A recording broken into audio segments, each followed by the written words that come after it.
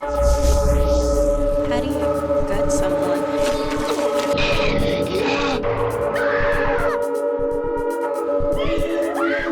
Always trust my gut. Hello and welcome to Gutted. I am Aleece. And I'm Tony, and we are here to spill our guts about horror films. And thank you for watching or listening to another episode of the Gutted Horror Podcast. If you're new to the podcast, don't forget to subscribe or follow us on YouTube, Instagram, Spotify, all those other places where you might find a podcast. We should be on there. If we're not, go ahead and email us at guttedhorrorpodcast@gmail.com and we'll make sure to register. Yeah, it's a good idea. Yeah. So today we will be discussing 1982's Poltergeist, written and produced by Steven Spielberg and directed by Tobe Hooper. Oh, yes. We have this retro classic. Are you excited for it? Yeah. I love this movie. I know this is a big childhood movie for Aleece. It is. For me, not as much. It's one of those ones that just fell by the wayside. I might have seen a sequel and might have got the tagline incorrect, saying like they're back. Yeah. Like I always thought the tagline was they're back. And then when I heard they're here, I was like, wait, that sounds off. It's because I think I saw Number Poltergeist 2 or 3. I don't even know because I can't remember them. I haven't seen them recently. I could see they're back being the tagline for number 2. Yeah. They're back. Yeah. Or What? that dinosaur cartoon movie. What's that? They're back. Oh, I don't know that one at all. Didn't it come out like around the same time as like Land Before Time or slightly after? Anyway, not a horror movie at all. Digressing. So we're here to discuss 1982's Poltergeist, as Aleece said. Mm-hmm. This episode will be a Spill Your Guts episode where we will recap the entire film and explore some of the film's elements more deeply, spilling all of our feelings, thoughts, and guts in the process. Before we do, however, we should warn you that there will be spoilers. Yes. So listen at your own risk. If you have not seen Poltergeist, press pause on that music browser or YouTube channel immediately and go watch the film. I don't care if you're at work or if you're in the car. Pull over to the side of the road. Find a bootleg copy. Go hide in the bathroom. Go watch the Don't find a bootleg copy. You go pay money and buy the Blu-ray or DVD or VHS. Yeah. Anyways, go see Poltergeist because this film is an absolute classic. Yeah, it's a classic. We love it. Everyone loves it. Yeah, so Honestly, you Poltergeist, probably have seen it. And I think there's like 10 people who haven't seen it. yeah, hopefully you have all seen it. So hopefully the spoilers won't be too bad. We're just going to recap it for you in case it's just been refresh a while. your memory. Yeah, it's been a while. It's been a while since you've seen it, right? So here's the recap.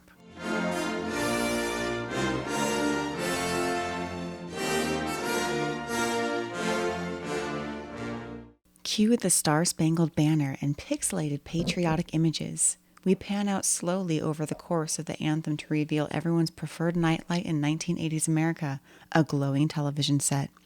The anthem ends and we're left with white noise and TV snow as all the house's occupants remain fast asleep, with the exception of an opportunistic golden retriever. We follow him from room to room until he leaves us with the youngest resident, little 5-year-old Carol Ann Freeling, played by Heather O'Rourke. She stirs from her slumber and is compelled to leave her room and travel down the staircase, her blonde hair and blue eyes illuminated only by the strobing television set. She continues forward until she is no more than 4 inches from the TV screen, the standard viewing distance for every 80s child. But what's this? She's talking to the screen like it's a new best friend? Again, pretty typical. I mean, it is TV. But what? She's staring at TV snow and doesn't once reach for the channel button? Hold up, something is amiss. Hello, hello, she screams. I can't hear you, hello. The rest of the Freelings are now wide awake and gathered in the living room to view the youngest member of the family going for a double high five with snowy plexiglass. Cut to the next morning and an aerial view of the suburbs. Tree-lined streets, station wagons and driveways, and a responsible booze hound riding a bicycle with a case of 36 beers under his arm. If a remote control car didn't send that unwieldy package to the ground, gravity certainly would have eventually. But at least he's made it to his destination, Sunday morning football at the Freelings, and our inconsiderate biker barrels his way into the living room spraying beer cans and all. Upstairs, Mama Freeling, or Diane, played by Jo Beth Williams, is tending to household duties until she spots the family bird Tweety belly up at the bottom of the cage. Just as she's about to send Tweety to the big septic tank in the sky, little Carol Ann walks in. Damn! Now Diane has to spend her Sunday converting her box of drugs into a tiny coffin and teaching her youngest about the meaning of life and death. At least watching Carol Ann give her dead bird treats for the afterlife is pretty cute, and her little tear-stained cheeks dry up quickly at the prospect of a new goldfish. All is well, but Diane better empty a second doobie box quick, judging by Carol Ann's heavy-handed feeding style. That night, Diane and Steve Freeling, played by Craig T. Nelson, work diligently on whittling away their weed supply until their fun is interrupted by 8-year-old Robbie, and a completely reasonable fear of the gnarly tree outside his bedroom window and the world's creepiest toy. Who thought a life-size clown doll was an acceptable gift for a child? Later that night, we're not exactly shocked to see 4 crammed Freelings fast asleep in the same bed. That familiar anthem blares from the television set until it once again fades into static, and once again Carol Ann awakens, but this time we hear the whispers too. Or do we? Suddenly, a green ghost-like hand emerges from the screen, burrs an electric shock straight into the wall above the bed, and shakes the entire room like a 6.5 earthquake, effectively waking everyone in time to get creeped out again by Carol Ann. "They're here," she hauntingly sings out, perfectly framed by the glowing TV screen. The next morning, the kitchen is bustling with sibling squabbles, fresh waffles, and a frustrated Daddy Freeling desperately phoning anyone who might be able to confirm last night's earthquake. Meanwhile, Diane attempts to address Carol Ann's penchant for creepy one-liners. "What did you mean? Who's here?" "Why, the TV people, obviously, Mummy." No time to dwell on that. Robbie's glass spontaneously bursts, and great, now oldest sister Dana has to change and will only have 10 seconds to humor the sexist construction workers installing the family pool. Humph. Fast forward to that evening, and the TV people are done being coy, and they've collaborated with the gnarly tree. It's 1,000 crash, and so long Robbie, his worst nightmare realized as he sucked down the esophagus of an old oak tree. But it's Carol Ann who's the real prize, as she's sucked into her bedroom closet and sent to hang with those TV people. Time to call the professionals. Cue 3 parapsychologists from the local university, but after a gruesome midnight snack, the worst facial ever, and a parade of spiritual orbs traveling through the Freelings' living room like it's Grand Central Station, it's clear that a little more help is needed. Enter Tangina, sassy spiritual medium played by Zelda Rubinstein. This unlikely badass informs the Freelings and the audience exactly what lies between death and the great beyond. Mostly confused travelers trying to pass over, and, oh yeah, the beast. So how do we defeat a powerful and hateful spirit beast? By employing the ideas of 8-year-old Robbie. Just tie a rope around someone, go fetch Carol Ann, and yank 'em out. Attached to a giant umbilical cord, Diane enters the womb, or room, to get her wee one. Moments later, they are birthed together through the living room ceiling, covered in afterlife membrane, but all in all, this house is clean. And with that, it's moving day. The nightmare's over. Dana pieces out to another friend's house. Diane dyes her stress gray back to brown, and for some reason, Robbie refuses to put his creepy clown doll in the Goodwill pile. Which can only mean one thing: the nightmare continues. In a nutshell, killer clowns, somersaults on the ceiling, skeletons in the pool, coming face to face with the beast, and an ever-hungry closet equals we are leaving this house tonight. The Freelings frantically pile into the family station wagon as freshly hickey Dana is dropped off just in time to deliver the most chilling, "What's happening?" An unimpressed Robbie pleads with Dad, "Just go! Leave her!" But Dad thinks against it and finally tosses his eldest into the vehicle moments before the house implodes into a zap of light and then nothing. The Freelings' travels finally come to a quiet close at the Holiday Inn as they listlessly walk to their motel room, muddy, bloody, and burnt out. Silently they enter, but sorry kids, there'll be no HBO. The TV people will have to sleep outside tonight. The end. Very nice. Thank you. What's a retelling? Now, I feel like I have... You've seen it. You remember it all. Yeah. Yeah. You just watched it. If I hadn't watched the movie just If we moments hadn't ago... just watched it. If I hadn't just watched this movie, I would know exactly what the movie was about. Yeah. It would refresh my memory on all of the key points, notably Dana's hickey. Yeah. Which I only noticed this And last rewatching. Robbie's idea of having the rope to fish Carol Ann out of the nether world. I think or what do he you call that? suggests, The spirit world. He's like, what if I die and then I go get Carol Ann? So it's not all full of good ideas. So, I mean, it was 2/3 good. 2/3 good, except for the dead kid parts. But, applause for, creativity. And, yeah. Yeah, and so, I mean, man, what can we say about this film? It's such a classic. It's a family movie. It has a PG rating. Family movie. Well, I mean, back then, I don't think they had. Did they not have PG-13 at that time? So I might have heard or read that PG-13 didn't come into play until 1984. This movie came out in 1982. Okay. Directed by Steven Spielberg. Spielberg. Directed by Steven Spielberg. Tony is sehr German right now. Yeah, directed by Steven Spielberg. And he had Jaws, and that was PG. That was right? another one that was controversial because that was PG, and I thought that Jaws was one of the movies that kind of precipitated the PG-13. The PG. Oh, okay, gotcha. The PG-13. I thought you were gonna say it precipitated the PG horror or thriller horror. No, because it was kind of like PG or R, and there wasn't that in between. Yeah. And Jaws was kind of one of those early blockbusters, right? So like Star Wars and Jaws, and around that time, these big summer hits were coming every year. And Steven Spielberg was working on E.T. and Poltergeist at the same time. E.T. totally should have got an R rating, in my opinion. Oh, yes. They killed a frog. What? Wait, did they kill a frog? I don't know. I remember a bunch of frogs and kids making out. No, they set the frogs free. They're like, go be free. And then the two kids made out because they're like emulating that scene in A Quiet Man. Oh, gotcha. Okay. The way I remember it, they stomp on the frog and then they make stomp on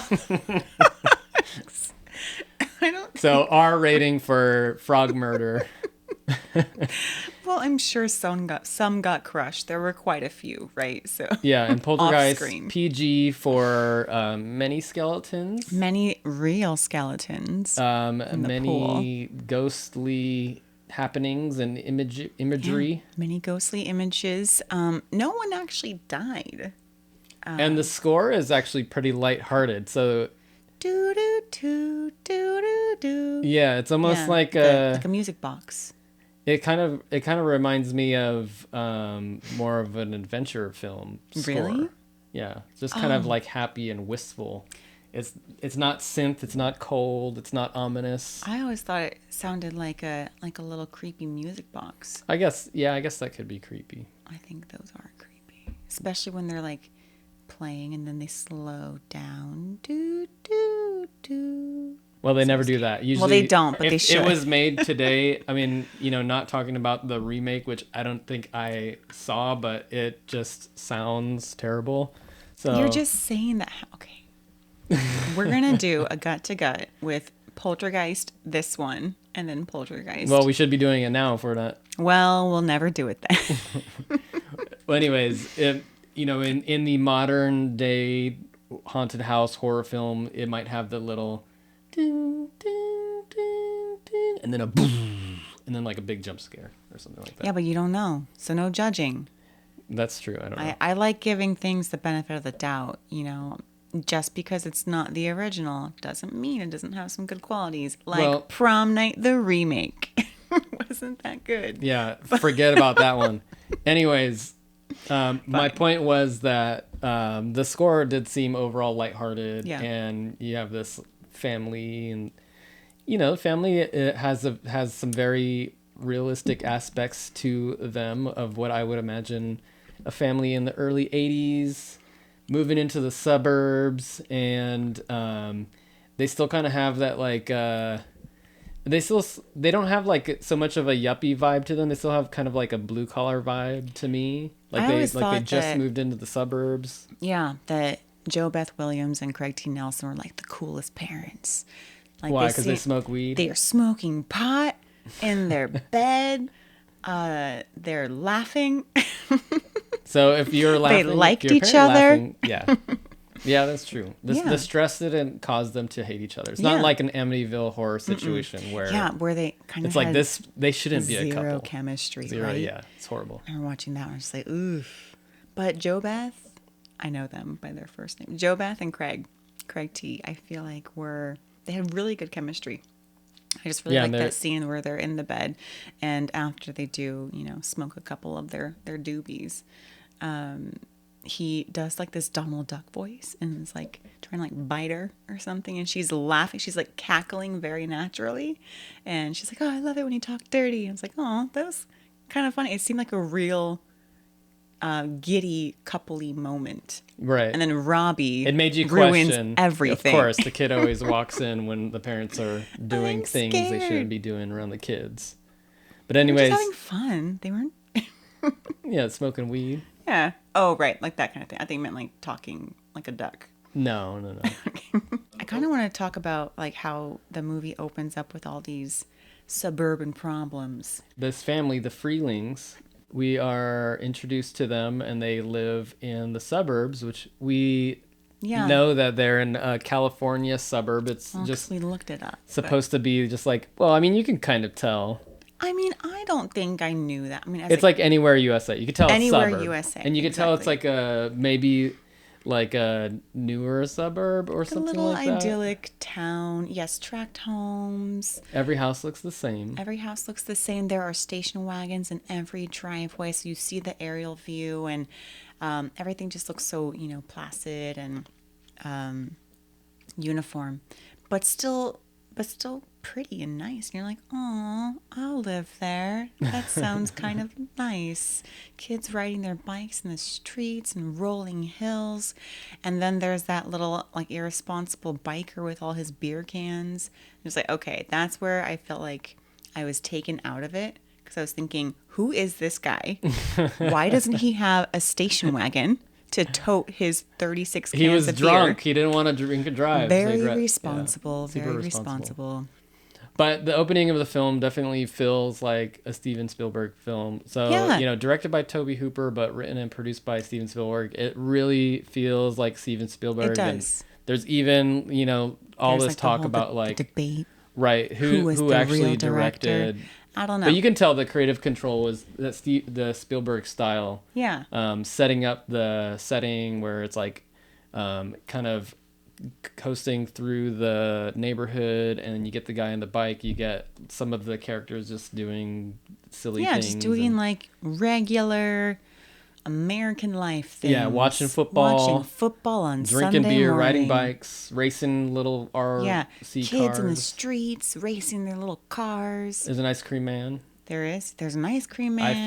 think. I don't know. Probably. I feel like there would be, but it's Yeah. Sunday. Maybe he has the day off. Yeah. He's probably at the football game party. Yeah. And then Yeah. what's And mom then doing? Mom is just doing house chores, cleaning Robbie's room. She Typical. steps on his stupid roller skates, which we all know are death traps. If you've seen Ghost Dad. I don't know if you've seen Ghost Dad, but I haven't seen Ghost Dad. So that's I don't how know. he dies and becomes Wow, a you ghost spoiled dad. Ghost Dad. It's in the beginning, like the We first didn't- 5 minutes. We didn't There put a are disclaimer for the spoiling of Ghost Dad. So I apologize to everybody listening and watching. It's in the first 5 minutes, guys. And plus, I don't know how many people are going to be watching Ghost Dad. Man, what Since are you it- going to spoil next? I mean, it stars Bill Cosby, so What? Oh, okay. So, enough said. All right. Yeah, no one's going to be No one's going gonna out watch to that. watch Ghost Dad. All right. So I did you guys a favor. Oh, man. All right. Anyway, those roller skates, I remember those as being deadly. Yeah, and then she sees Tweety's dead.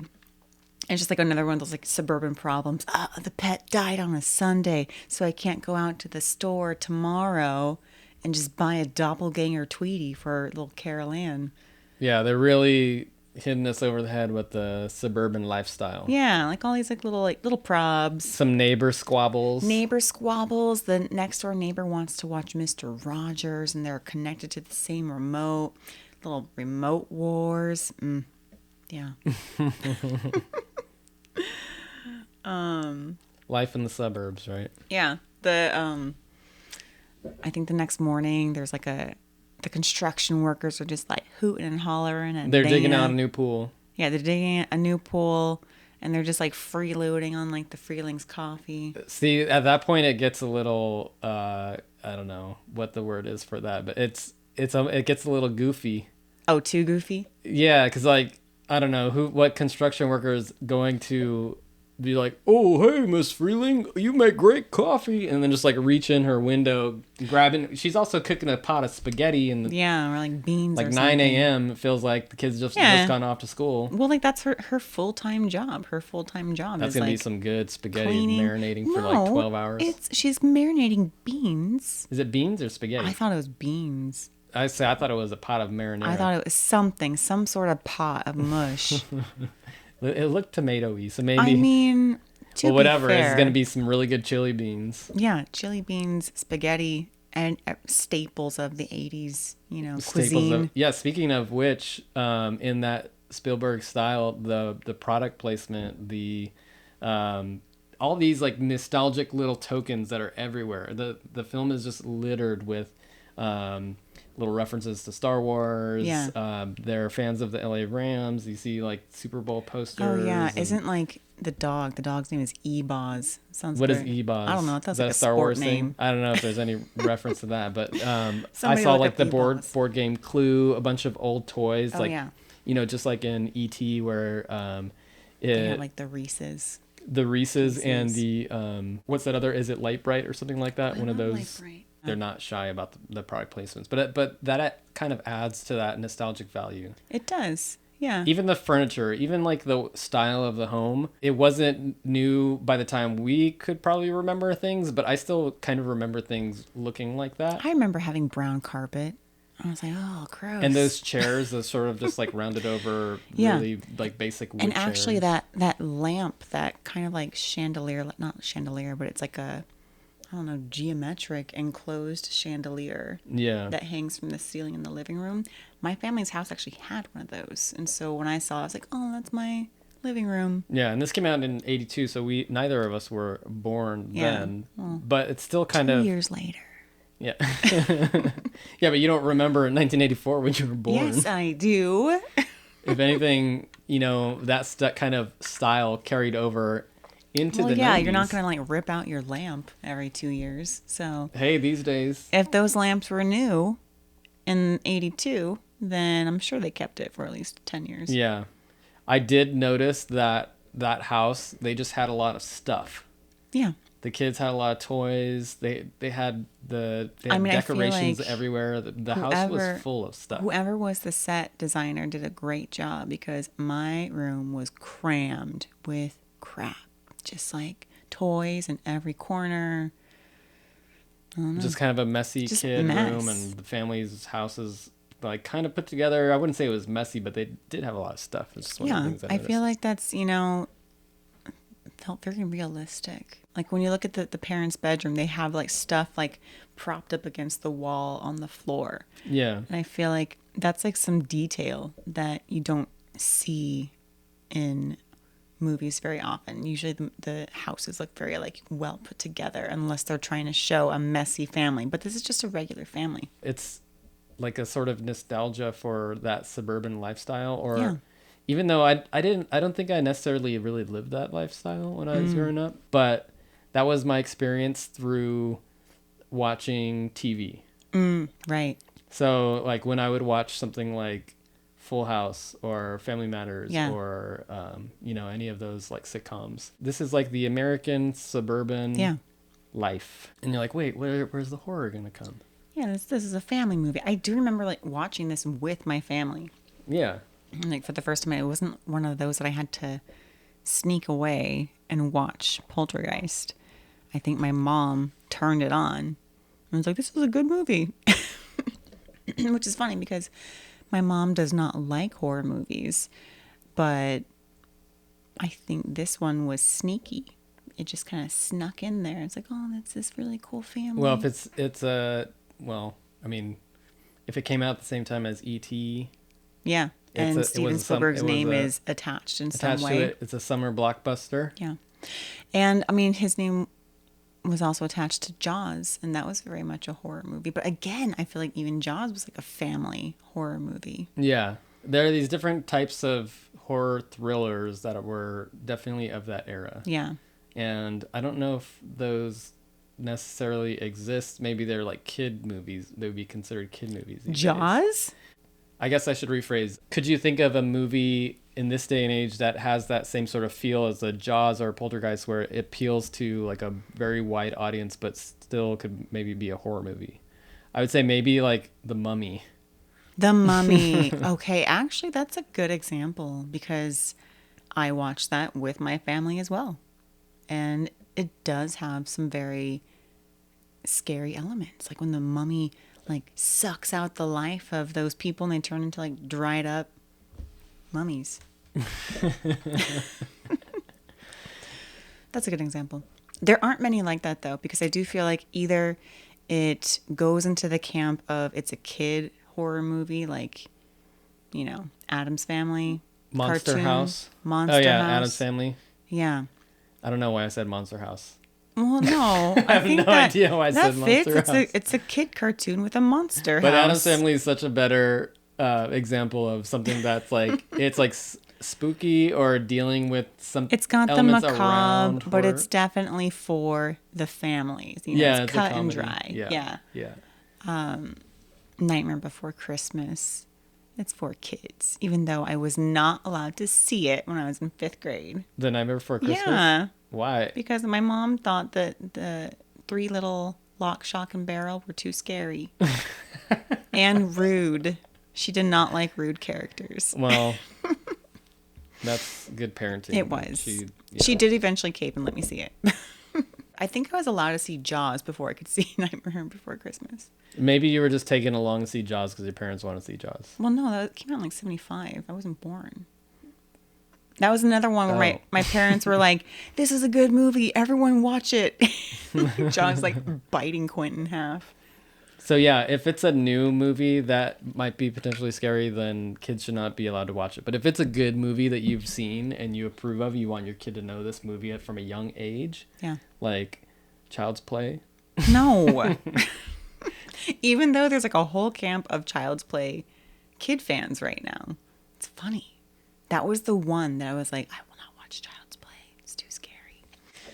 Anyway, digressing. I want to get on to this topic. My favorite, Heather O'Rourke. Super cute. Cutest. Yes. Love her. Agreed. Every time I watch it, I giggle at that scene where Tweety's dead and they put Tweety in obviously like mom and dad's drug box. And she says, Tweety doesn't like that smell. And at first I was thinking, oh, why? Is it cigars? And then later they're like smoking pot. And I was like, oh, maybe it's the marijuana. She's like, Tweety doesn't like marijuana, Mom. Yeah, but the kids don't know what that is. I know, but it's just like Tweety doesn't like the little skunk smell. And she like puts all these little tokens, little treats for Tweety for the afterlife. And she's like a half chewed red vine for when he's hungry. And a little picture of her and Robbie and the dog. No Dana. Doesn't care about Dana. There's some questions about Dana that we'll have to talk about later. Yeah. And then a napkin for the blanket. Napkin? Yeah, that's the blanket. For when he's cold. And she's like all crying. It's so cute. Yeah, she couldn't fit a blanket in there, so she had to do what was best. Little napkins. Such like little kid thoughts too. She is the face of this movie. She is the most recognizable character in the Yeah. franchise. If you haven't even seen Poltergeist and you think about the movie, And you're you like, probably know what this little girl looks like. shocking blonde hair, blunt cut bangs, and just like startling blue eyes. Straight cut Yeah. bangs. Good job, Joe Beth. Whatever bowl went on her head to cut those bangs, man, that Because thing Mom cut those. was tight. But she did a good job. Yeah. Yeah. And then, she's just these crazy blue eyes. Yeah. A little kid. And then they're like, she does a little prayer for Tweety. And then she just immediately lights up. Can I get a goldfish now? So cute. Ugh. It's really hard, I think, to have a cute kid in a movie that is in the movie so much. Often, if a kid is like carrying the movie and they're that young, you're like, oh, get this kid out of here. This kid's annoying me. But I guess, they're pretty sneaky in the way that they get around having her in the movie the whole time. They use just her voice for most of the movie. Right. She's really just in the beginning, and then she's stolen. Yeah, she gets kidnapped by some ghosts. And then it's just her little haunting voice over the TV. And Aleece does a really good impression of this. They kind of sounded like a Wally impression. Wally! It's just so... I can't see you. Mommy, I can't hear you. Are you in the light? So sad. Or when she's talking to the TV, that's a pretty good moment too. Oh, yeah. Where she's like, 5? Yes. No, I don't know. I don't know. So cute. But at the same time, she can be really haunting. Like that scene when the earthquake happens. Yeah. And she's just standing at the foot of the bed, staring at the hole, staring at her family. I'm like, oh, that kid's creepy. What's she looking at? Do you think that it is her inherent innocence that makes her creepy? Like it's like a juxtaposition of a kid who is innocent. Like if it was Robbie, people would be like, yeah, Robbie, go ahead. Stay in the closet over there. We'll get you later, maybe on your 16th birthday. I mean, I'm going to talk about Robbie later. I like Robbie a lot. Robbie's a good character. He's a good character. He's funny. He's got a lot of depth, and he has his moment, his rage moment at the end. We'll talk about that. But do you think that, it's a combination of like her sort of like innocence and that makes it seem so creepy when she's talking to the other spirits on the other side? Kind of, because she's just like this blank slate, and she's so pure. She almost looks like a fake human being. Yeah, like a little doll. Yeah, she looks like a doll. She looks like she has a very unique look to her, so it's almost like she's not real. I know. You just want to... So it's like a little ghost kid. An adorable ghost kid. So cute. And like that line that she has when she's in the with the TV people and they're trying to talk to her and she's like, Mommy, there's somebody here. And you're just like, oh, who's there with you? And then, the panicked voice, it gets more and more panicked. And she's just like, Mommy, is that you? And she's like, no, baby, it's not me. Run as fast as you can.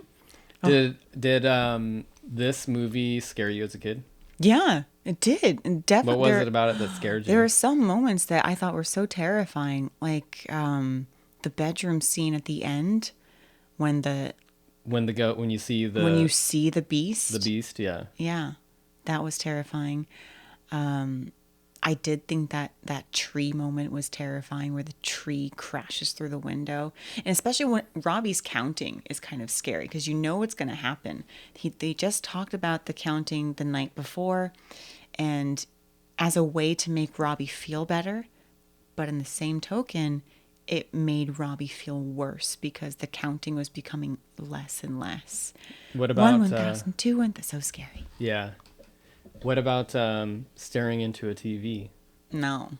That didn't scare you? No. The idea of the static, that never scared you? That wasn't something that was frightening to you? I don't know, did it scare you? That terrified me. Really? Actually, The idea of looking into mirrors or looking into Yes. something, a reflection, or if you look out a window into like a dark hallway or something like that. And I think the looking into the TV kind of plays on a lot of those fears because that static. And I think you mentioned this, but back in the day before there was the 24-hour cycle on cable, the cable station, when it would go out of service, would play the national anthem and then just be an empty signal, and the empty signal is that static.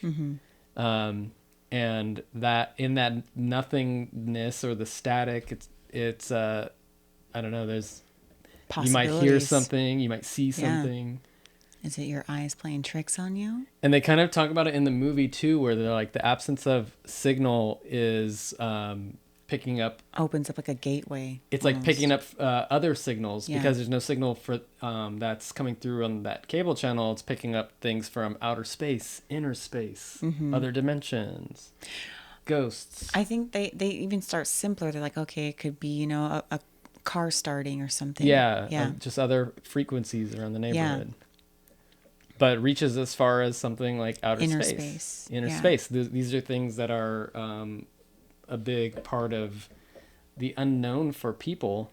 Yeah. And those things tend to scare people, especially little kids. Like if you see a dark closet, that scares a kid because you don't know what's inside that closet. Or under the bed. Under the bed, yeah. Yeah.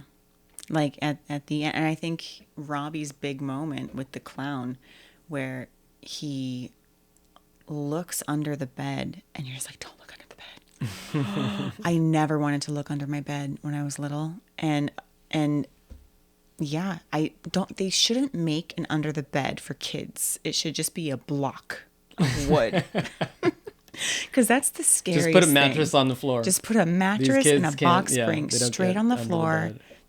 They should not have it under the bed because I would be afraid to go to the bathroom. What about the closet? No closet in the room. This kid will have Board it should up. have They're going to have a rack. or just a room, just like a pantry. A pantry? You're going to Yeah. lock the kid in a pantry? That's worse. It's more terrifying. Well, they're going to be in a room with no windows, no closet. My kid's going to have an mattress open on the field. floor. Open field? No, What if the nothing kid's for agoraphobic? miles. Okay, well, kids got to be okay with something.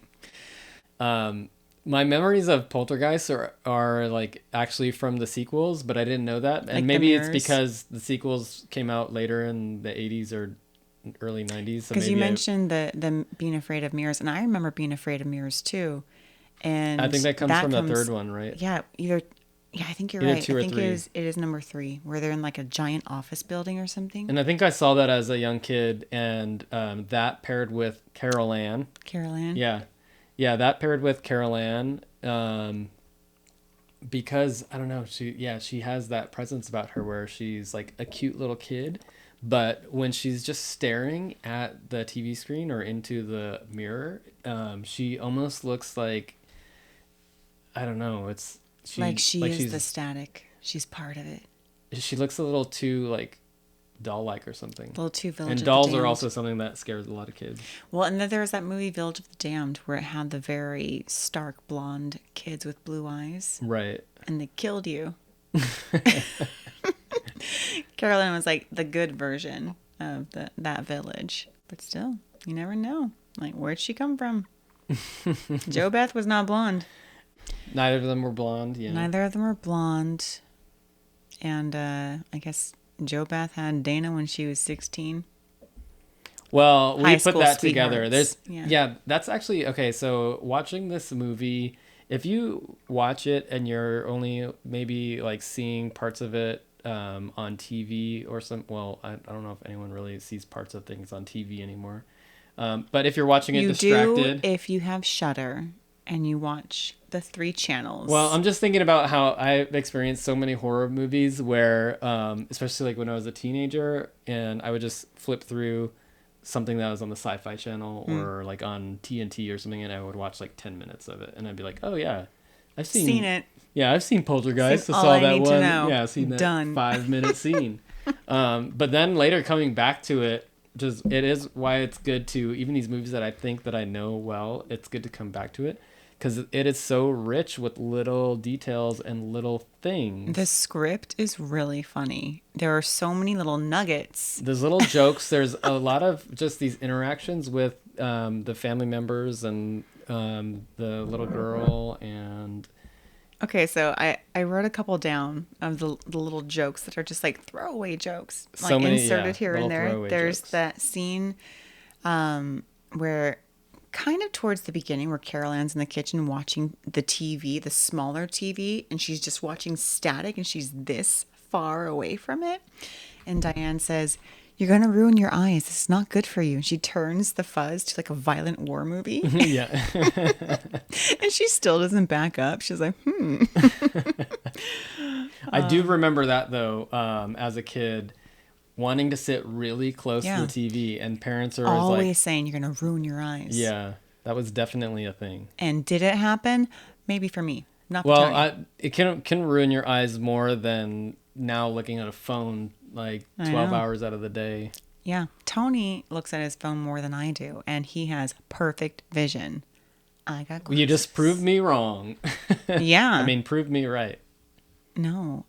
What? I can't remember which way you proved me, I but proved you proved something. I proved that nothing is real. Don't listen to your parents. Yeah, exactly. That's the moral of the story of Poltergeist. Yeah, don't listen to your parents. They're Sit high. very close to your TV. They imagined everything. You can go in the TV. Go explore with the little The ghosts and TV stuff. people, they weren't all that bad. And honestly, I feel like it was just one bad apple inside the TV. You know, it was the beast. Everyone else is just kind of They're like, just they trying didn't to even know they were go. dead. They're wearing their hats. They're all dressed up. Yeah. Going somewhere. They have their watches and their suitcases for some reason. I'm wondering if that's because those were the clothes they were buried in. They're burying their nice clothes. So they have these like nice little, They got their hats on. nice I little swear watch. some of them had suitcases. And I'm like, where are you going? They're going What did to you heaven. pack? How did you pack that with you? You're not gonna bring a suitcase with you to heaven? I didn't think it was allowed. I didn't know it was like a bring one suitcase for the rest of your afterlife. Yeah. Well, cool. Good to know. Yeah. What would you put in the suitcase? Would you put Poltergeist? DVD? This guy. This guy. Little Yes. clown buddy.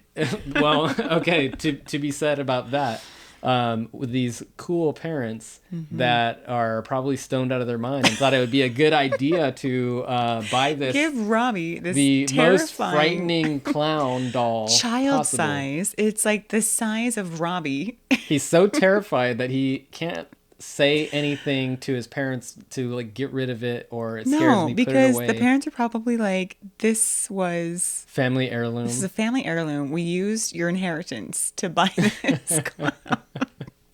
Well, and what about this clown that's right here? For those who are listening, there is a glass clown.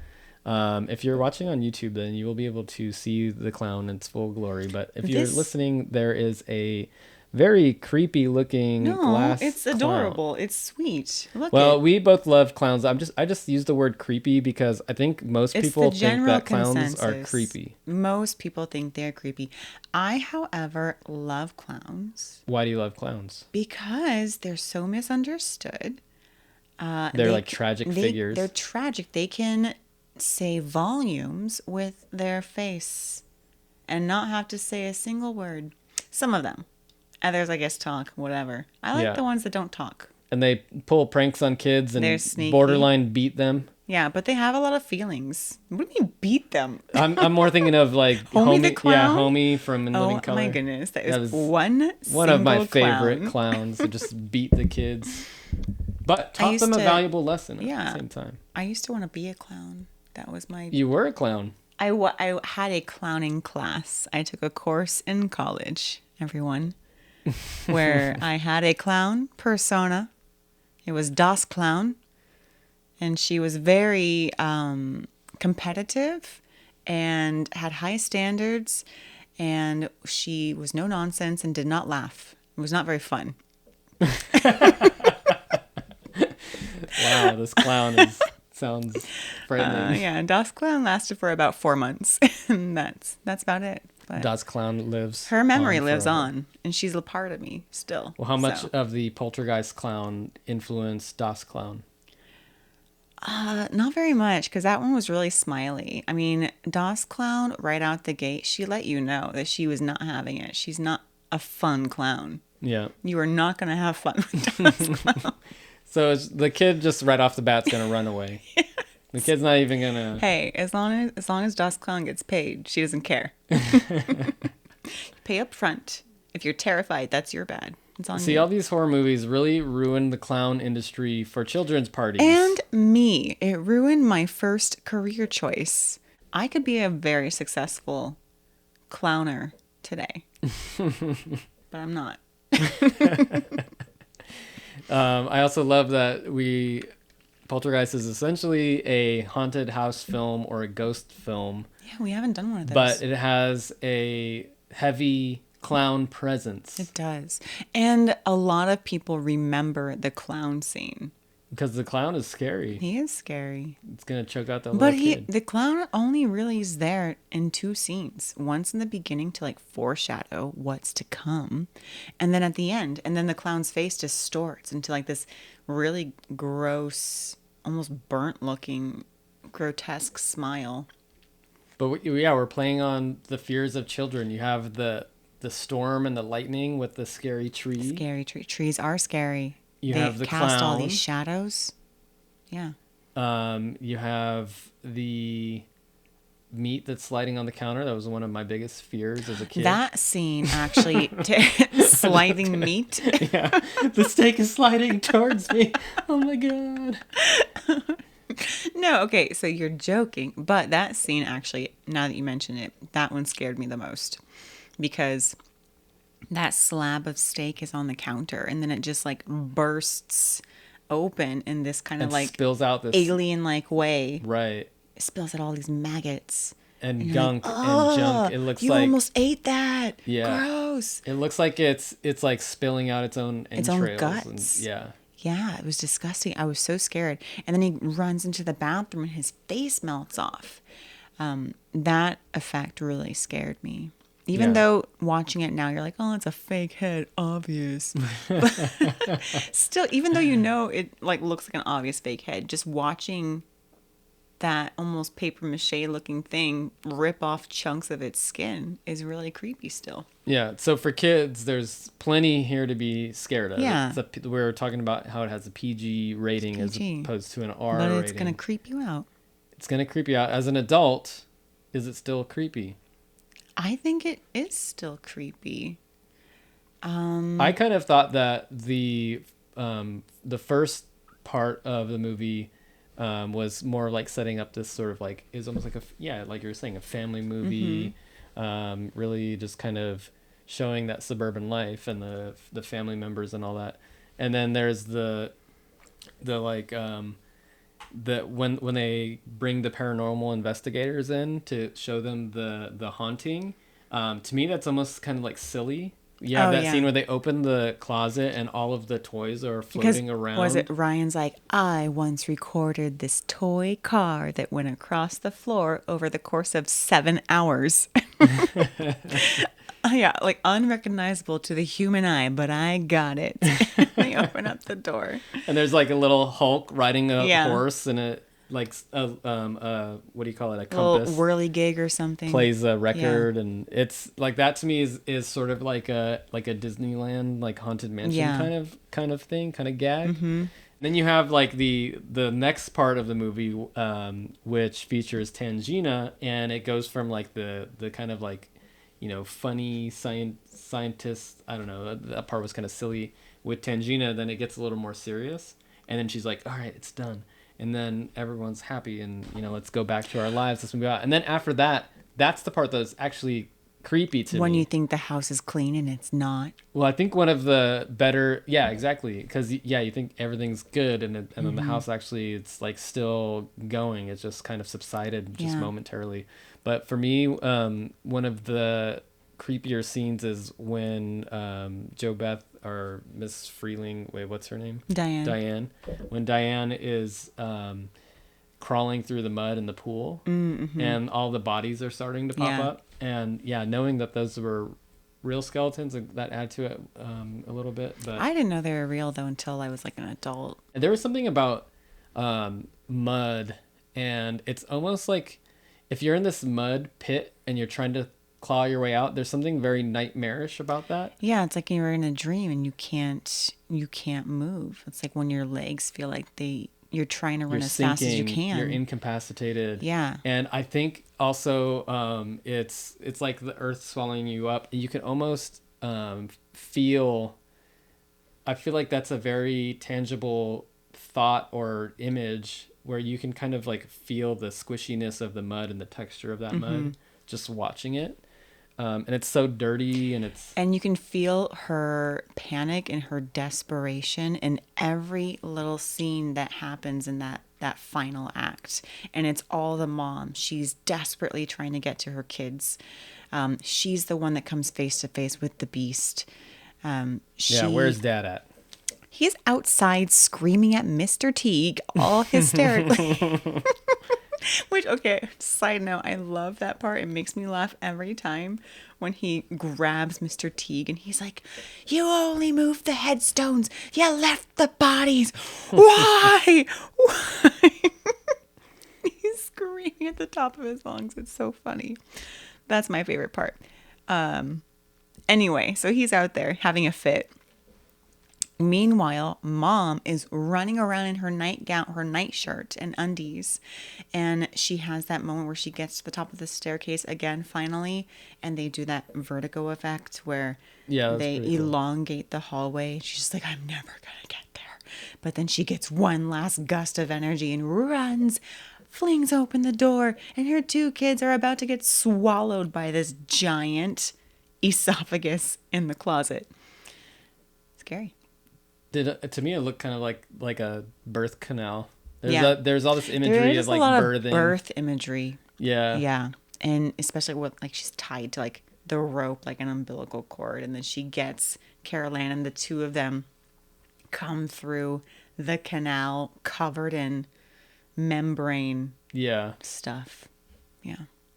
That's pretty cool. Like they're reborn. Like they had to die or they had to go into the afterlife in order to be reborn. Or if you go into the afterlife, your only way back out is to go through a rebirthing process. And she does have that little moment at the end by the moving truck where she's talking to Steven and he asks how she feels. She's like, honestly, I feel great. I feel really good.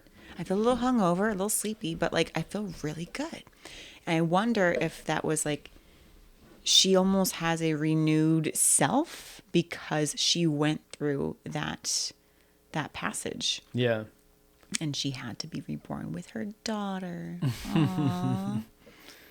But I think one of the things, we're talking about like what scared you as a kid, what scares you as an adult. But one of the things that makes this movie such a classic and so effective is the practical effects. Like they're pretty amazing. Yeah.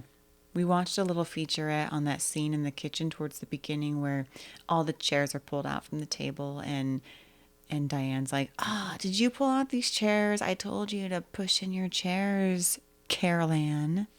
And she's just sitting on the counter like, I didn't do it. And the mom turns around for 4 seconds and turns back around and all the chairs are stacked on the table. She's like, yeah. How'd you know that was 4 seconds? What do you mean? 4 seconds? That's like a very specific number. I don't know. It's a number. Like she like looks. It's all one shot. She turns away. 1, 2, get the something. 3, 4. Ah! Yeah, it's 4 seconds. I was like, wow, are you counting? Yeah. 1, 2, 3, 4. It was 4 seconds. 4 seconds. Yeah, that's pretty good. I stand by that. Yeah. Yeah.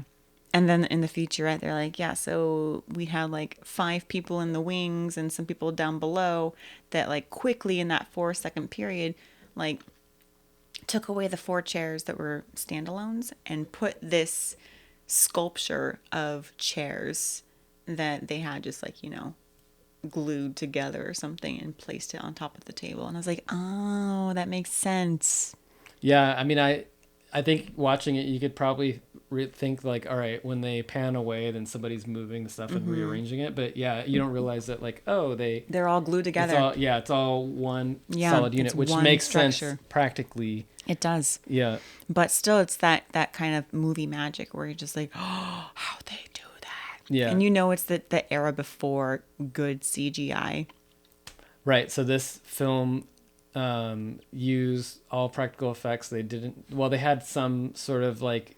They almost look like like Disney effects when the ghost comes out of the arm comes out of the TV. Yeah, it's very Sleeping Beauty. Yeah. So there are some aspects of it that do feel like Haunted Mansion to me.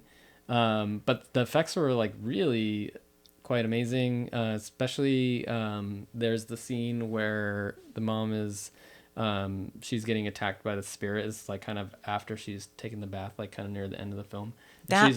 She's rolling around, and it's like pulling her up the wall and dragging her across the ceiling.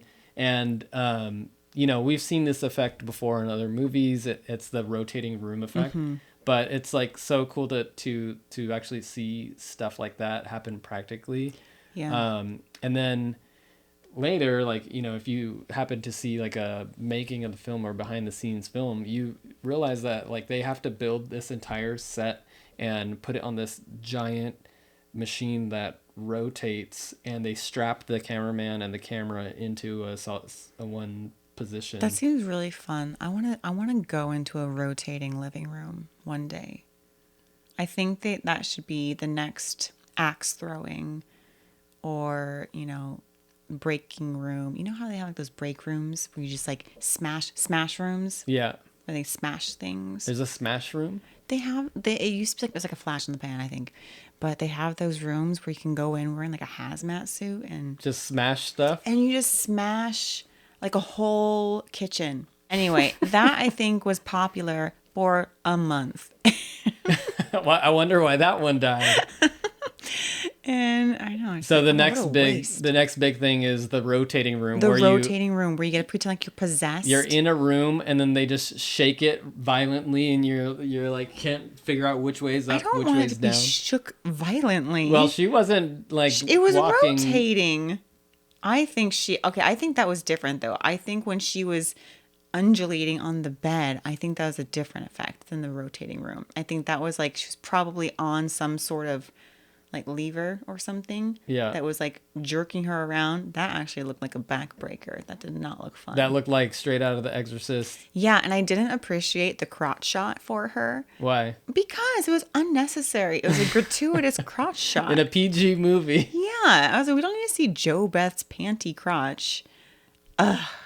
I'm sure she didn't like it either because she kept trying to pull her shirt down. I'm like, who are you shielding? You think that was an ad lib? They're like, let it fly up. She's like, no, she's like, I'm pulling it down. I don't like this. It's a PG movie. I know. She's like, I have fake kids.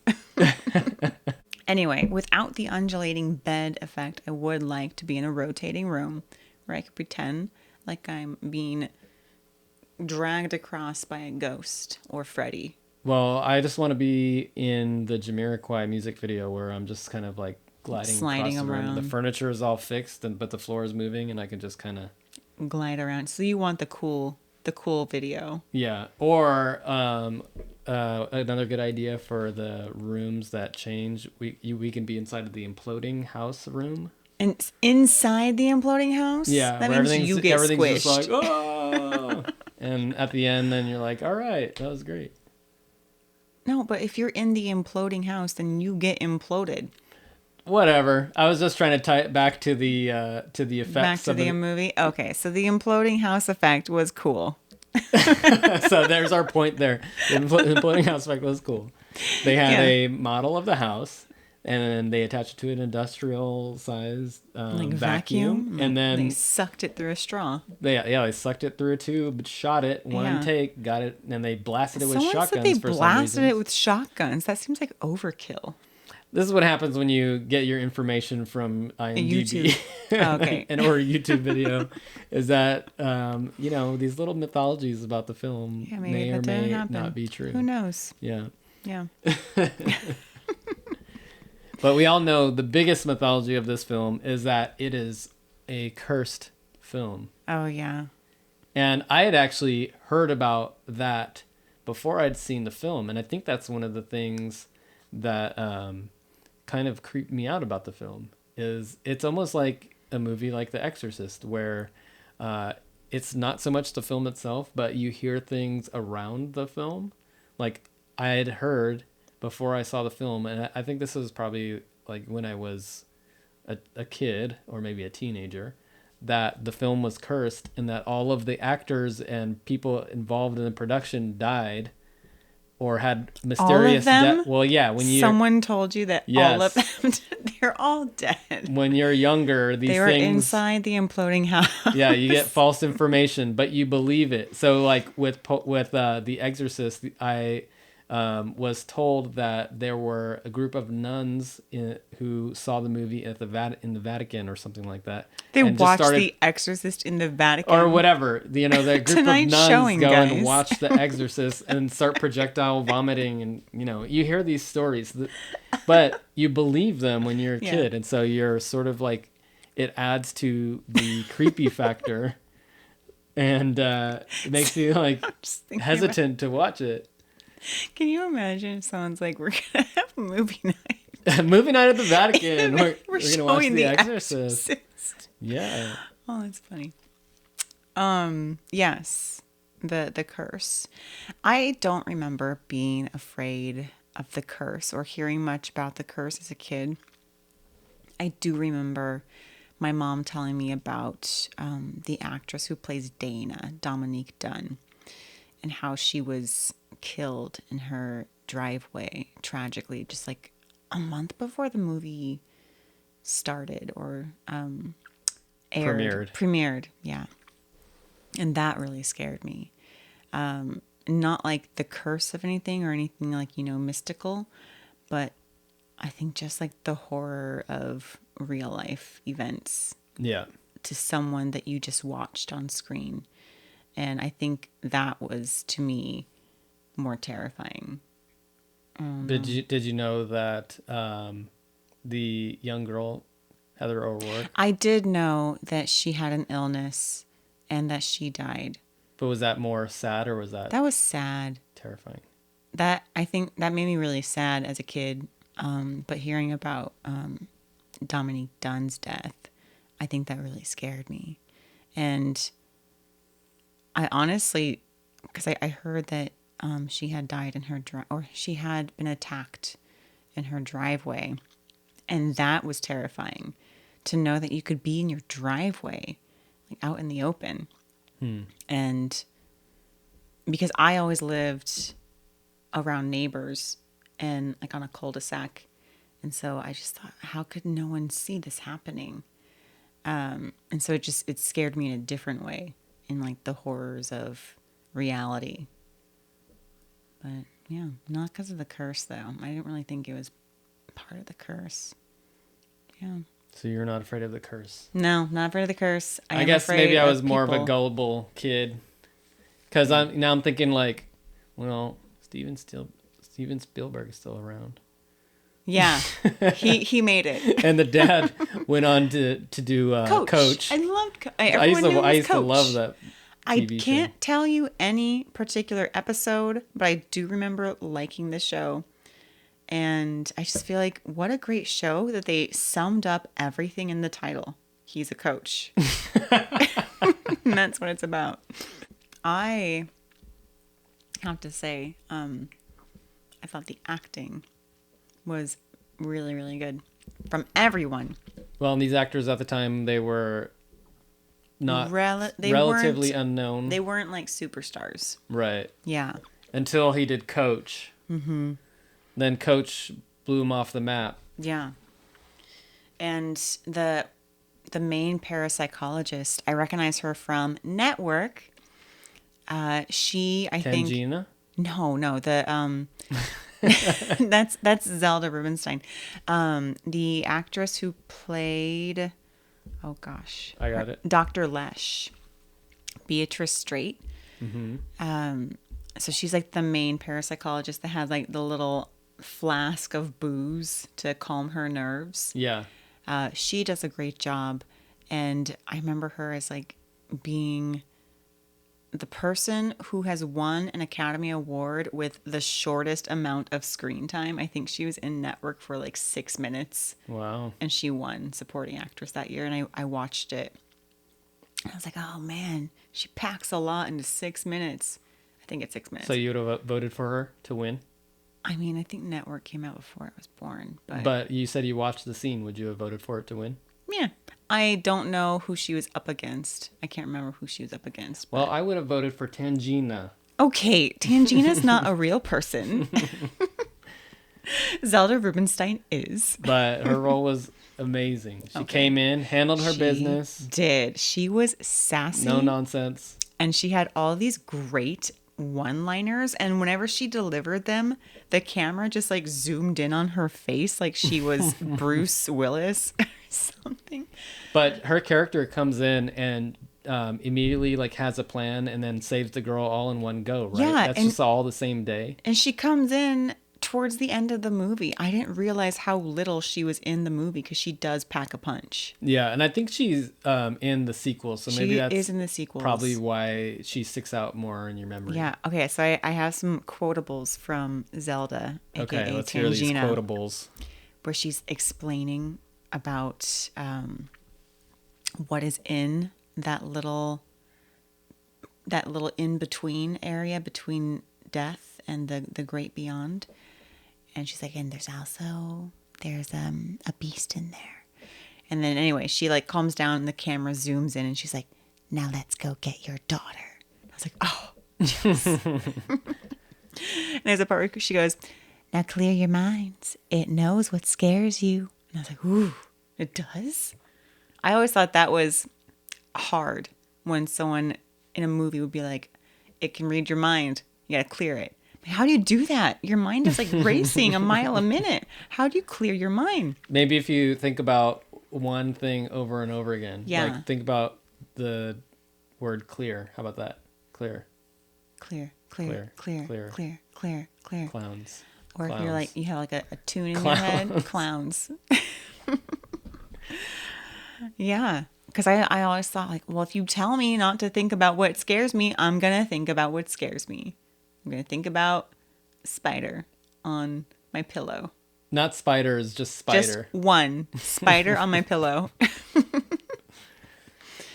I love the scene between her and Jo Beth when they're in the bedroom about to go into the closet and Tangina has the rope tied around her.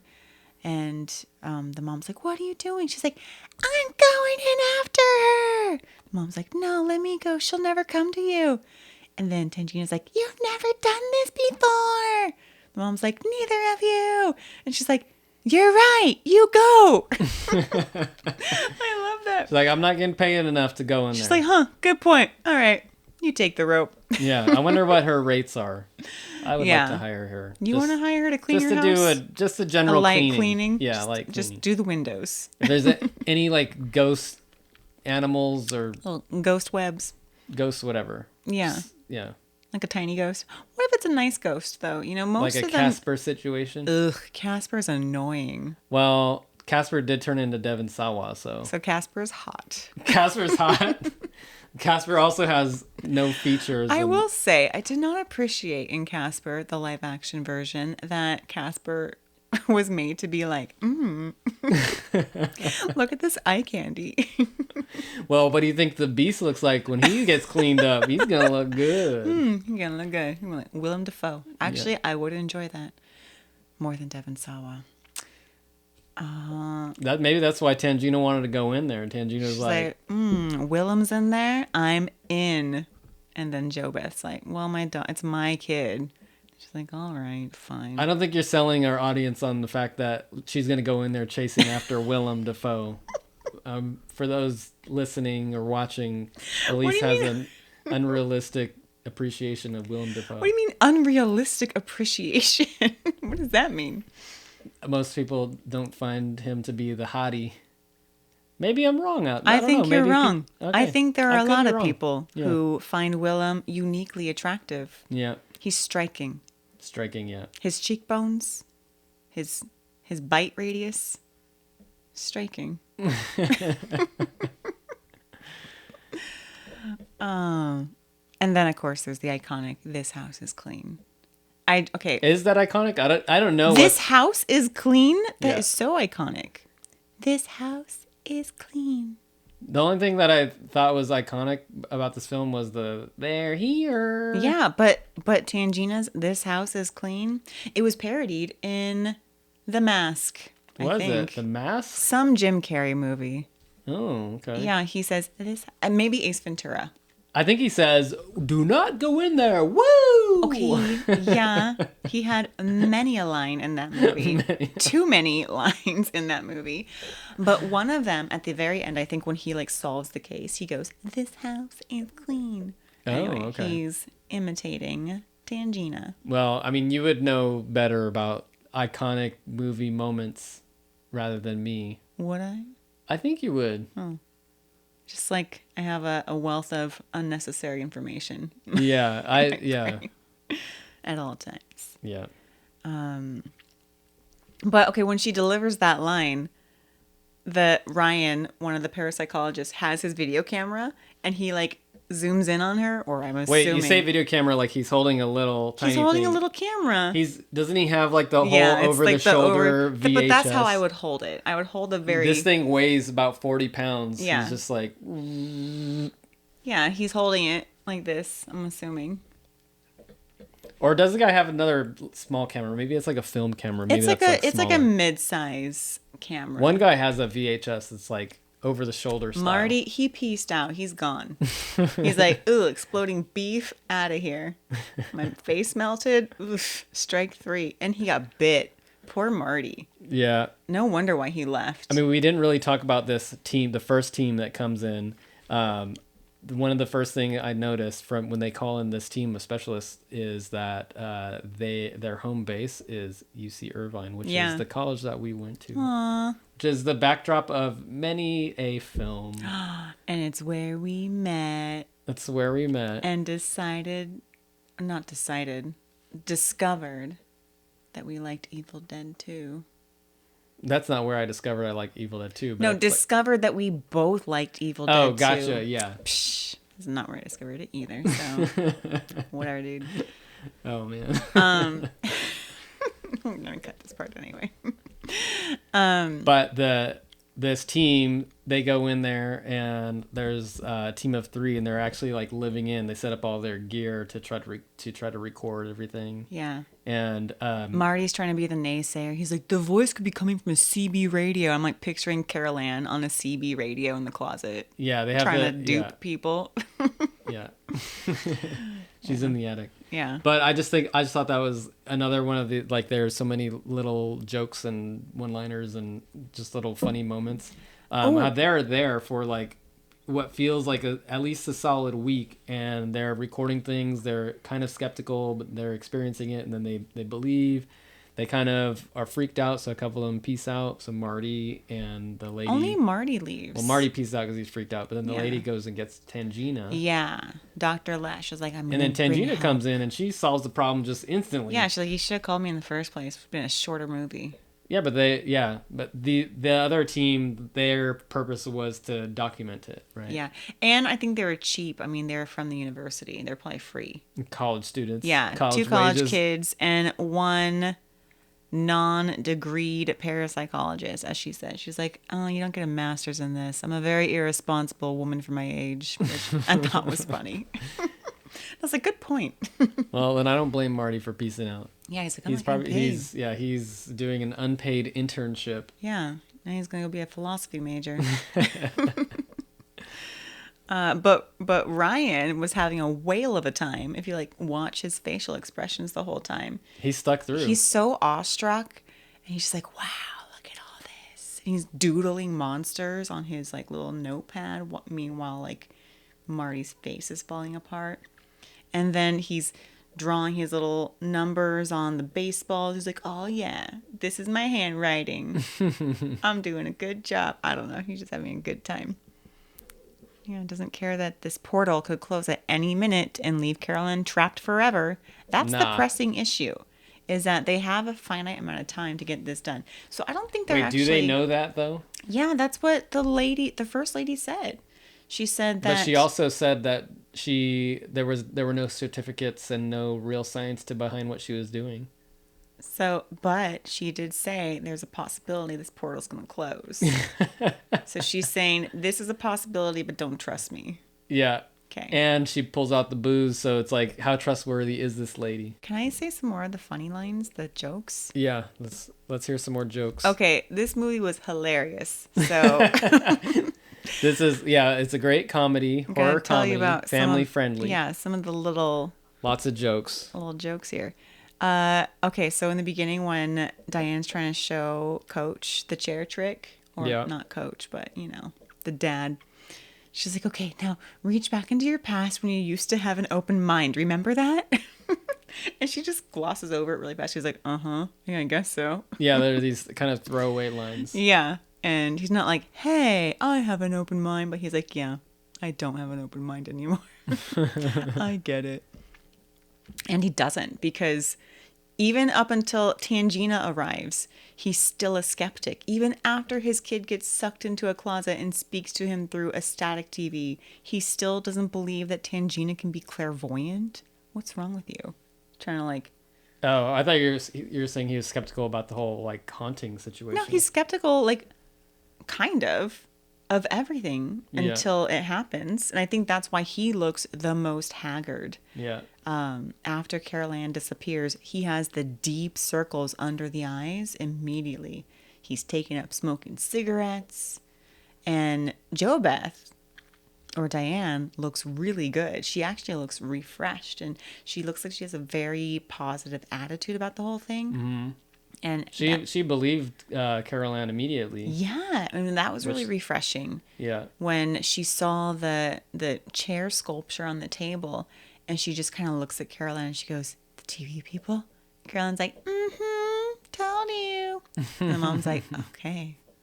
And she gets kind of like misty-eyed, like, okay, this is huge. But she's not scared. She's more just like awestruck, kind of like Ryan. Yeah.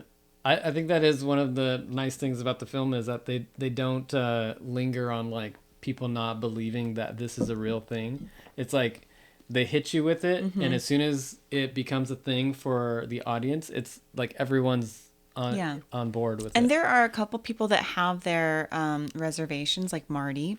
But it's not annoying, like you usually have that character that just really tries to be aggressively naysayer about stuff. Yeah. Whereas like, no, it's not possible. I'm going to quote science stuff at you now. Yeah. And you're just like, get that guy traumatized quick. Get that guy traumatized quick. Yeah, so he can stop being a naysayer. All right, so what are some of the other little jokes? Little jokes in here. Because when I'm thinking jokes, I'm thinking like side splitters. Yeah, I mean, they're pretty funny. They're more of like these little in the moment when you're watching the movie, you're like, a little good throwaway line there. I was like, dang, Steven, this is a good script. He's witty. He's very witty. Do you not remember the wit in Jaws and E.T. and Forrest Gump? Saving Private Ryan. Did he write those? I don't know. I'm just trying to name Steven Spielberg movies. I think I heard this is one of Schindler's List. That's hardly a side splitter. I hope. I mean, I can't remember, but I don't remember laughing ever in that movie. Okay, this one actually was funny. So he's talking to Mr. Teague, the villain of the movie, besides the Beast, the housing developer. He's the developer. The main housing developer that's like, who cares about the cemetery? You can just move it 5 miles down the road. It's not that hard. Anyway, he's bad dude. Yeah. Kind of like... Was that the joke? That's not the joke. Trying to figure out where the joke is. Funny. No, so he's... The dad, Mr. Freeling's talking to Mr. Teague.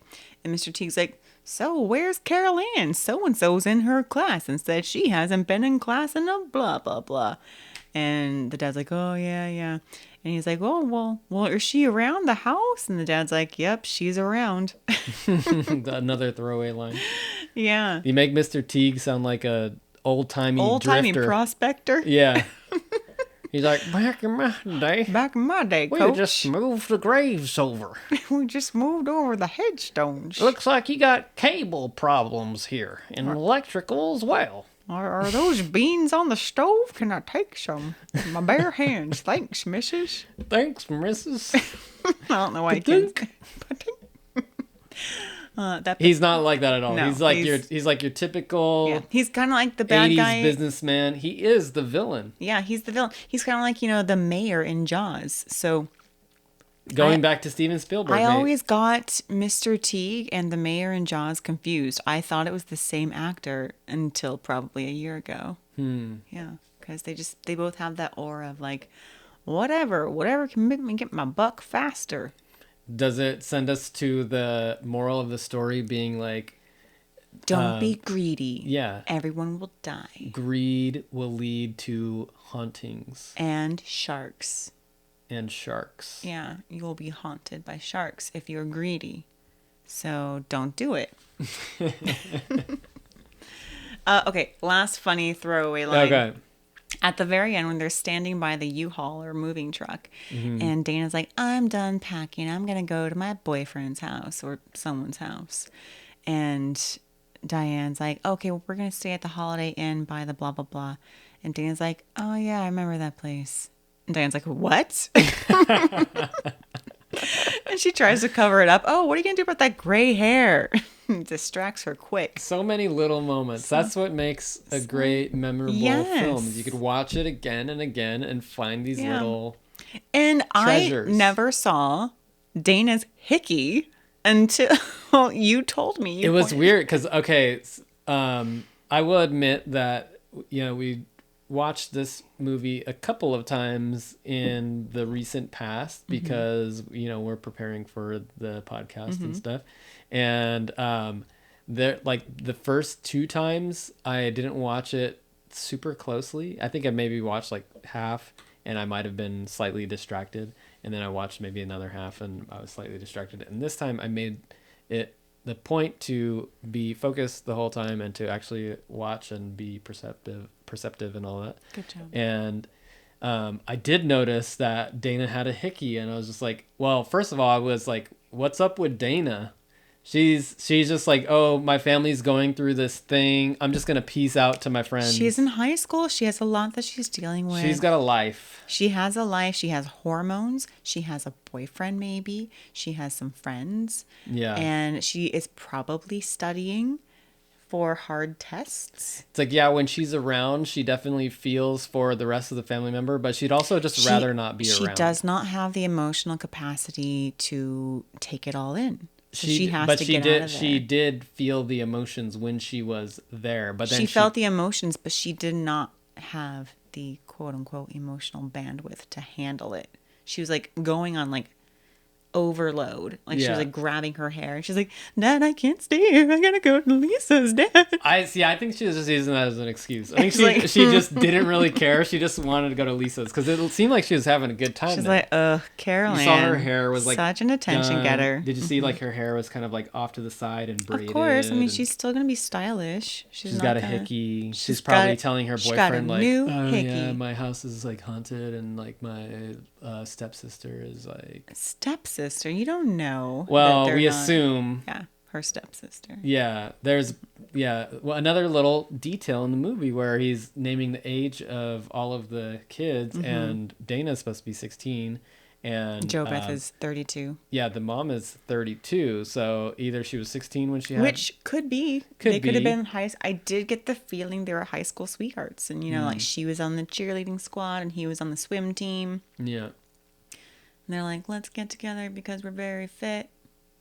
Yeah. And I feel like it's still possible. Or like, someone was saying, or we had read that maybe it's from a different marriage. I think I read in the, you read the like little tidbits. That's someone's speculation. But you know what? I think it's still possible for JoBeth to have had a kid at 16. Even though the actress herself, I think, is only like 11 years older. Yeah. Than Dana's actor, Dominique Dunn. But that doesn't excuse her wanting to just peace out on her family that's going through this thing. Hey, I'm sure she's getting a pass. She still has school. She's like has homework to turn in. Yeah. I'm sure parents are like, oh, you got a hickey? Fine. Talk about it next month. Well, her boyfriend is probably totally playing into it. It's like, oh, like I knew someone who had a haunted house and I dropped her off right before it imploded. I saw it implode. And what's with all the neighbors? Or maybe the high school boyfriend's trying to be like philosophical. It's like, aren't we all haunted in some way? Come here, girl. Oh, that is deep. I'd go for that. Someone told me that. Like, he's the brooding. Or maybe she... no, never mind. I can't go there. Oh. She got with the construction worker. No!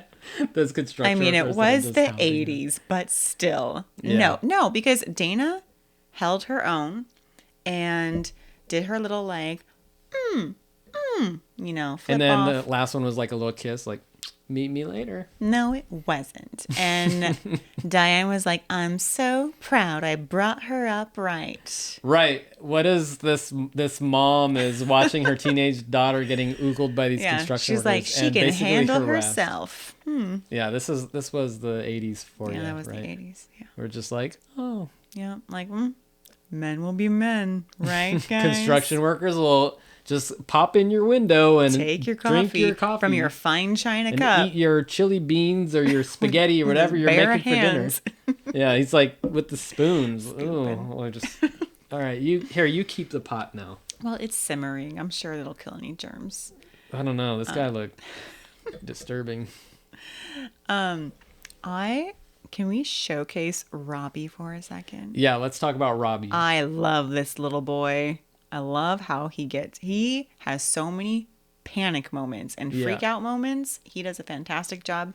He is really good. I would say his acting for a kid actor was pretty good. Yeah, he's one that some of his moments give me chills still. When he's like kind of yelping, screaming into the TV. When they're all looking for Carol Ann and Robbie, he had just gotten swallowed by a tree and he's all like bloody. For some reason, he's got like mustard and ketchup on his face. Did you notice that's like red and yellow everywhere? Yeah, makeup went crazy on him. Yeah, I'm like, oh, this is what a tree's insides look like. Yeah, it's red and mustard yellow. In there. Mustard comes from trees. Yeah, makes sense. Especially an oak tree. I think I read it was an oak tree. Anyway, so he's all like, bloody and muddy and whatever. And he walks into the bedroom where the TV's on and kind of strobing. And everyone's like, Caroline, where are you? She's like, Mommy. And Robbie like looks over at the TV. He's like, oh my God, she's in the TV. He's like, Mom. Oh my gosh. Good job, Robbie. Yeah, really good panic screaming. Yeah, really good panic screaming. And then Mom's like, calm down. I don't think she slaps him, but yeah, good job, Robbie. And then his moment at the end when they're in the bedroom, that final act, and the birth canal closet is opening up and he starts screaming for his mom again. Chills. Good job, Robbie. And that moment when he gets attacked by the clown and he's just like going ballistic on it. He's like, no, I'm going to get you. And he's ripping out the stuffing and the fluff just is going flying. crazy on this clown.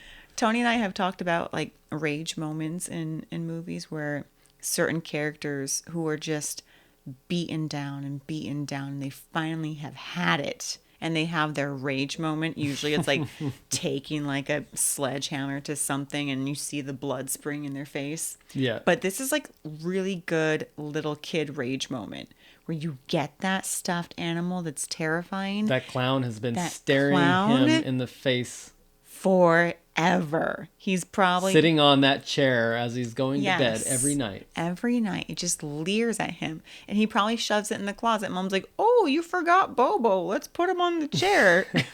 Robbie's like, no. Get that clown out but of doesn't here. have the heart to tell Mom. Anyway, so he's finally had it. He's ripping out its guts, a.k.a. cotton, in a really good rage moment. And he's just like screaming, die. But there's so much going on at that moment, or just in that final scene, or in those scenes where things are getting sucked in the closet. You actually like can kind of miss that scene really easily. You can, because you're also watching Carol Ann, and she's like, "Oh no, not again!" And she actually says, "No more." so cute and sad. She So just, sad, yeah. looks at the door opening. She's like, no more. Chills. Those kid actors, man, so good. Yeah. But the best, okay, off of Robbie, going on to Dana. Oh, Dana. The most chilling line of the movie to me that gives me chills every time I hear it is when Dana gets dropped off and she's looking at the house and she's just like, what the fudge? I thought this was all over. And she's like, what's happening? What's happening? What's happening? And the way she delivers that line is just spine tingling. That's her big moment. That's her big moment. Yeah. Yeah. She's in the beginning. She leaves for a lot of the middle and then comes back with a hickey, bright as day, that I never really noticed. Typical teenager. Typical teen. But still can deliver this amazing, just like chilling line. I want to know what she was doing while she was at her friend's place. Obviously getting a hickey. That was on the to-do list. Oh. Yeah, we covered Paint my that. nails, put my hair in a side pony, get a hickey. Yeah, doing her homework. That's a full night. Yeah. Yeah. Probably no homework. No time for that. Overall feel of the movie, does it hold up? That's Yeah, a good question. Of course. So it yes. does. So how about for like someone who has never, say like someone who is younger, just getting into horror, where would you put this in terms of, is this like a must see, or is this like a maybe if you watch it, we might have to explain a few things to you, so just to like context wise, Like, this is what a TV is. There used to be channels. Yeah, exactly. You used to have to go up to the TV and push the channel button to Yeah. turn the channel. Construction workers used to just come into your window Very and harassing. eat your chili. Yeah. Do you think that these are some of these fears would still be held by a young person watching this film? I mean, just based off of the general population, I would say the clown factor probably holds up. Yeah. How about overall as a movie? Do you think people might think it's a little like too like cheesy or too? I don't think so. I mean, watching it, I was just like, oh man, this is a good movie. It's chuckly. I got some good chuckles out of it. It's Detailed. heartwarming. Heartwarming, yeah. It does pull at your heartstrings in a lot of It moments. pretty much gets right into it. I mean, it sets up this sort of like this, we were talking about before, like being in a suburban neighborhood with this sort of like typical American family. Yeah. And I don't think, as far as like, horror movies, you don't have to have the slasher in every horror movie. Sometimes just good character development is enough. So I think with this one, I think what stands out is the really good character development and chemistry among all the actors. What are your final thoughts on Poltergeist? Yeah.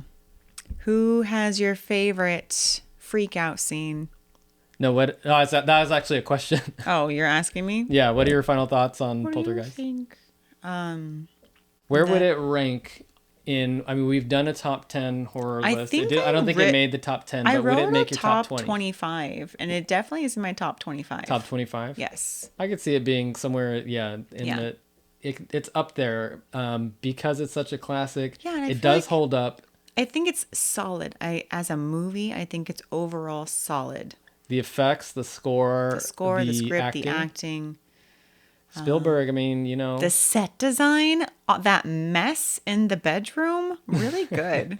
Spielberg is great at making movies that have a wide appeal. There's always like there's something to like in a Spielberg Something movie. for everyone. Even if Yeah. it's not like 100% the best movie ever, or if you're not into like big blockbuster types, Yeah. there's something. There's something in it for you. All right, yeah. I mean, we would love to hear what you thought of the film. Yeah. Thanks for And listening, thanks everyone. for listening. Yes, we should wrap this Yeah. up. So this has been another episode of Gutted. Thanks for watching or watching. listening. And listening.